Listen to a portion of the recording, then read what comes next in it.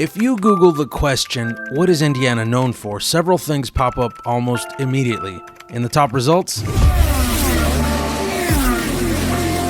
at the Indianapolis Motor Speedway, the world's most famous automobile race, the Indianapolis 500. and then there's Indiana basketball, of course.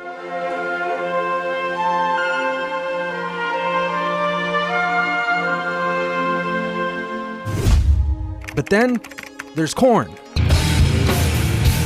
No. The other one. The ones with the kernels that grow on tall stalks. The one that's in like 74% of all the stuff we eat. Corn. Corn on the cob corn. Popcorn corn. It's good stuff. For decades, corn, along with soybeans, have been the backbone of Midwestern agriculture. But a shifting economic situation and the effects of climate change may soon require farmers and policymakers to rethink the region's investment in its two top crops. Every American makes about 4.4 pounds of trash daily. That's about 254 million tons of trash a year, and according to the EPA, only about a third of that gets recycled. The rest ends up in a landfill. IER's Beth Edwards tells us how an Indianapolis-based nonprofit group is using building materials destined for the landfill and turning it into fashion.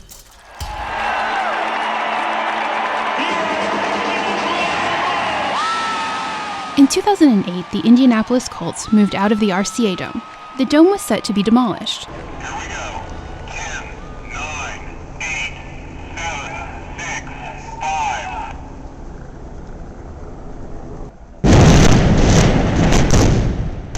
In September of that year, the dome's Teflon-coated fiberglass roof was deflated and was about to be taken to a landfill. An Indianapolis nonprofit group called the People for Urban Progress asked city officials whether they could keep the roof for city projects. The city let the group keep it at no cost. Remember this guy? I want you all to know that we are fighting the fake news. It's fake, phony, fake. Fake news was the former president's Bazinga! How you doing? Did I do that? It was his catchphrase, and sometimes more. When he spoke, a lot of people listened, even if his facts weren't all that accurate. One of his most memorable riffs was directed toward wind energy systems. We'll have an economy based on wind. I never understood wind. I know windmills very much. I've studied it better than anybody. I know it's very expensive. That president has since left office, but the ideas he let slip, some his and others originating elsewhere, are still around and clouding the state's renewable energy future. What is love? Give and take. Basically, I would say it's not 50-50, it's 90-10 each way. And if you don't participate both ways, you don't have love. And she is also my best friend. Alexa, what is love? Affection can mean a positive feeling of liking. Also, romance is the expressive and pleasurable feeling from an emotional attraction towards another person. Well, I knew I was in love whenever I knew I just thinks about her all the time when I'm not with her. And when I'm with her, she's got to be on my side. What is love? Something my wife knows nothing about. Love is breaking up and still being friends afterwards. Love is when you have no words to express your feelings for the other person. I think love is being able to fully love and accept yourself to the point where you can fully love and accept someone else, because it starts within, and then you can spread that love outward. I don't know, love is just happiness. Love is like what makes your heart happy. I don't know. You can love anything.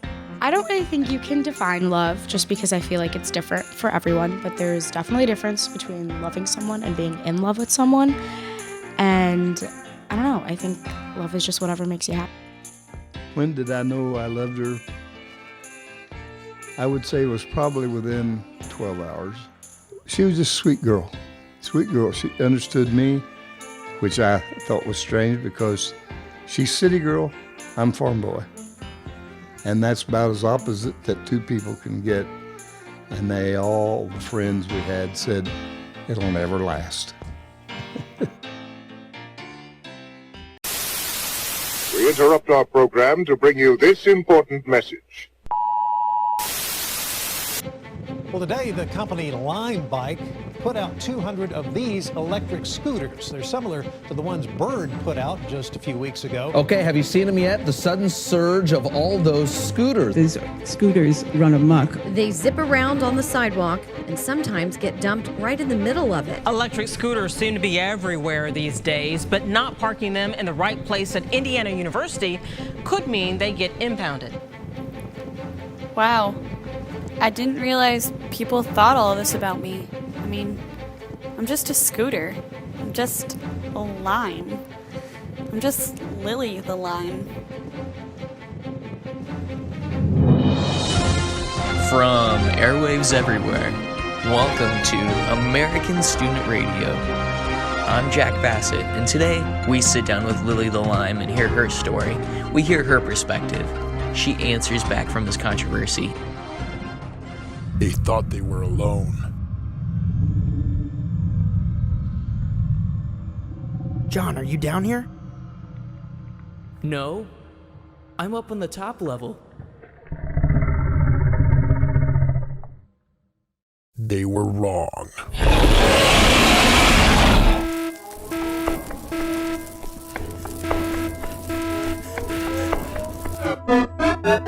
Come in. We're detecting other life forms on the ship. What's going on up there? We are not alone up here. Send help.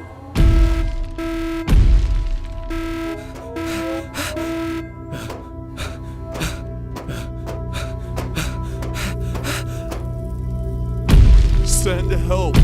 Send help. Send help.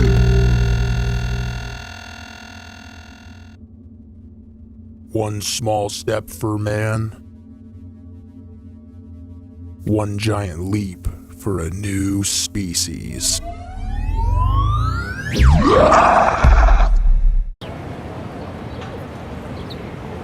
It's a calm, still Saturday morning. Several cars circle the court square. A bike or two passes along the sidewalk. The air reeks of coffee beans and wet, dewy grass. Most people remain stuck in bed. A slow-paced morning is beginning. In a small pocket of northeast Indiana lies DeKalb County. The biggest town in this region is Auburn. With 13,000 residents, there isn't much to do. Fun is found from sunset drives down country roads. Adventure is found from late-night childish trips to the Walmart toy department. Fine dining here is limited to a Cracker Barrel, maybe an Applebee's. This place is built around pretty much everyone knowing everyone. Little things are always noticed, but the big things, the taboo things, for this region, is often left ignored. The topic of suicide, it's hushed, it's whispered, it's left to be forgotten. Even with a young boy who was drawn to the lowest possible place in his life. These are the last words of Ryan Scott Hathaway. You are really a blessing in my life. You've taught me so many things. I love you. Goodbye. On January 16th, 2016, Ryan took his own life. Ryan Hathaway was a loving, compassionate 18-year-old member of this rural environment. The life of Ryan does not end with these last words. Ryan's life does not end with a goodbye. Ryan's mother lives her life, making Ryan's words, Ryan's story, and Ryan's life live on. Here in the one coffee shop our small town has to offer, I sat down with Angie Hathaway to witness her purpose, to keep Ryan's life everlasting. I still cry every single day. It's 2 years down the road and there isn't a day I don't shed a tear. A lot of times, quite honestly, I want to die every day because I want to go where my child is, like any probably parent would. I don't know how much you know about Ryan's death, but he was having phone conversations up to the moment he died, and some of them were not very kind. So as a mother, knowing that my son died hurting and in pain and someone didn't have something kind to say to him, it has set me on this mission. Kindness, kindness, kindness. A mission A newfound understanding to life, a new view of the world was presented to Angie. Wasting no time, Angie Hathaway began a path to help people feeling the same way as her son, to save lives and make an everlasting impact. 2 weeks. It was 2 weeks. Ryan died on the 16th. We buried him on the 21st of January. First week of February, I did my first teen suicide platform for Fort Wayne. I put myself out there very raw every single day. Social media posts, my life. I've described the pain, I've described the hurt and sadness, hoping that someone else can see our life, see Ryan, and say, you know, man, it's not worth it. The ripple effect is real. One person who takes their life by suicide, it's estimated 150 people are affected by that one life. Every 43 seconds, an attempt is made, and I'm sure you know the statistics. Every 11 minutes, we have someone that dies by suicide. Indiana is the, I believe, second leading state for suicide. By becoming educated, resourceful, and emotionally invested, Angie Hathaway began a new purpose, a new chapter to her life. After Ryan died, my purpose has became, I'm going to save you. I'm going to help you. Your life matters to me. If it doesn't matter to the person next to you, it matters to me, and I'm going to work on that person sitting next to you to show how much you matter. Our world is broken, very, very broken. But if we can help that person, that family, that life, we have our purpose. We get up every day for that purpose. Angie's purpose. It's a purpose that breaks negative stigmas of mental health. It's a responsibility to make a small rural area open their eyes to a real issue. It's an answer to someone's cry for help when they need it most. If you just lost your child and you were sitting next to me, I'm not going to tell you I understand. I'm not going to tell you it gets better. I'm going to tell you I will hold your hand through it. There are some very bad days. There are some good days. It's all kind of a mixture, and it's all very mucky and dirty, and you have to work through it. The work Angie puts in has to make her son Ryan proud. She lives her life helping so many hearts, saving lives, making a difference. In a small community, a small voice, a small impact can be viewed a lot larger than ever before. Angie Hathaway notices the small details to life and appreciates how even the tiniest things can sure have a lot to offer. The very first thing I noticed was the sign behind you that says, "Life is a beautiful ride." Did you notice that sign?